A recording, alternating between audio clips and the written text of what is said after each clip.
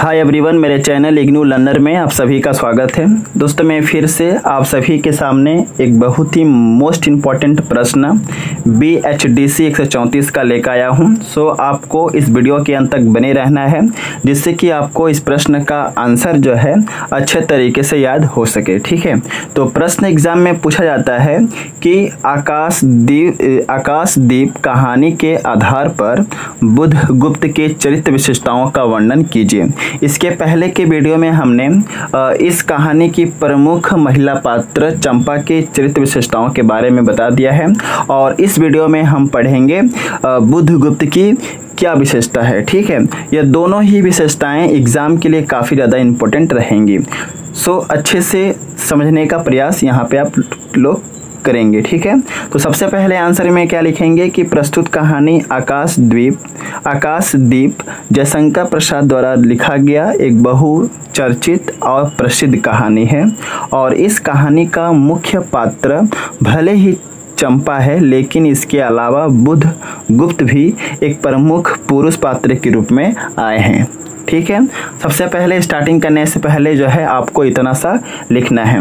इसके बाद आपको क्या लिखना है कि बुधगुप्त के चरित्र विशेषताओं का आकलन हम निम्नलिखित संदर्भ में कर सकते हैं, जो इस प्रकार है। अब हम इनकी विशेषताओं को क्या करेंगे, पॉइंट वाइज लिखेंगे, जिससे कि एग्जामिनर को लगे कि हमने काफ़ी ज़्यादा पढ़ा है। ठीक है, तो सबसे पहला हेडिंग क्या देंगे, साहस का होना। ठीक है, इस हेडिंग के अंतर्गत आपको लिखना है कि जयशंकर प्रसाद द्वारा रचित आकाशदीप कहानी को अगर हम ध्यान से पढ़ें तो मालूम चलता है कि इस कहानी का पुरुष पात्र बुधगुप्त में साहसीपन का होना एक सबसे प्रमुख विशेषता है, और उसके साहसीपन का प्रमाण कहानी में अनेकों जगहों पर अनेकों स्थान पर जो है देखे गए हैं। ठीक है, तो बुधगुप्त का सबसे पहला चरित्र विशेषता क्या हुआ, साहस का होना। उनके अंदर क्या है, साहस जो है काफ़ी भरी पड़ी हुई है, जो उनकी प्रमुख चरित्र विशेषताओं का उजागर करता है। ठीक है, तो पहला हेडिंग हो गया। दूसरा हेडिंग में आप लिखेंगे वीरता की भावना।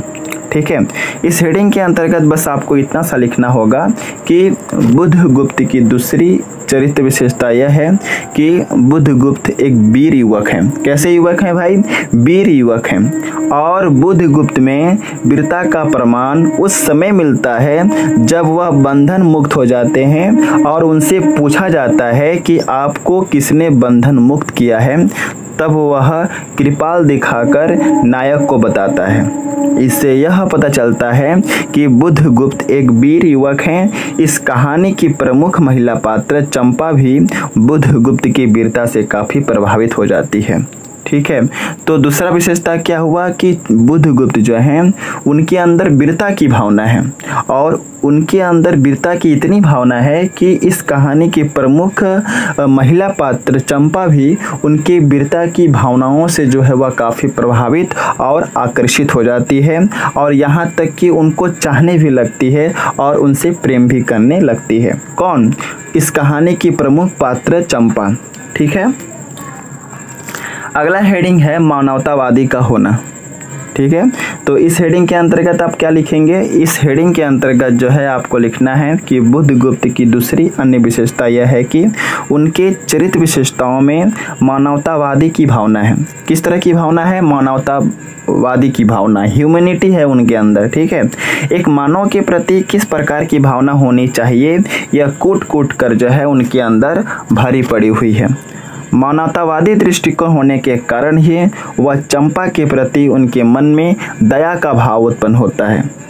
जाहिर सा बात है, जिस व्यक्ति के अंदर मानवतावादी दृष्टिकोण है, वह किसी भी व्यक्ति को अगर वह देखता है कि यह असहाय है या वह दुखों से या परेशानियों से पीड़ित है, तो उसके अंदर जो है दया की भावना जागृत हो जाती है, और बाद में यह दया का भाव जो है प्रेम में बदल जाता है।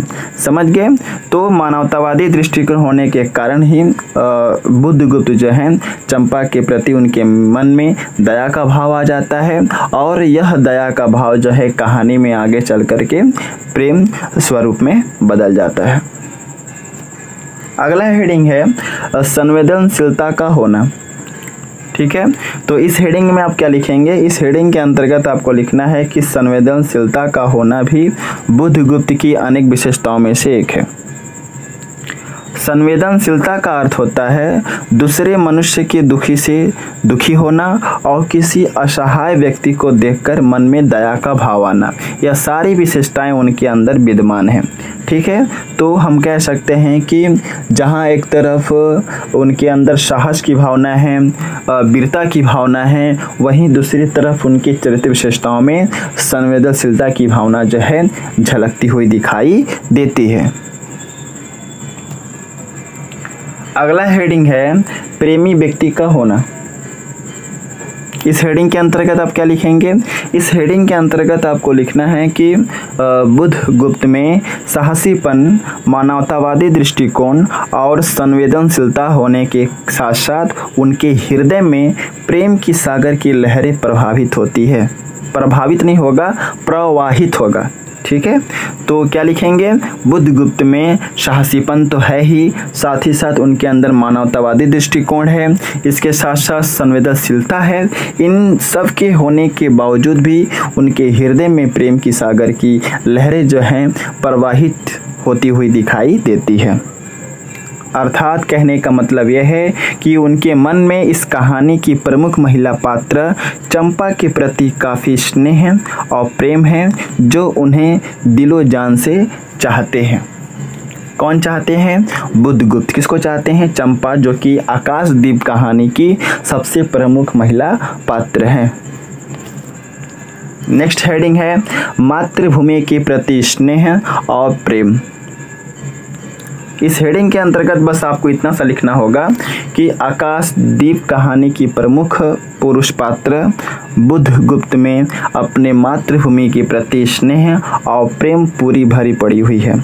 यानी कि अगर हम बुद्धगुप्त के चरित्र विशेषताओं का आकलन करें तो हमें यह मालूम सा जान पड़ता है कि जहाँ एक तरफ उनके अंदर संवेदनशीलता की भावना है, जहाँ एक तरफ उनके अंदर वीरता की भावना है, वहीं दूसरी तरफ वह अपनी मातृभूमि से काफ़ी स्नेह और काफ़ी प्रेम करते हैं।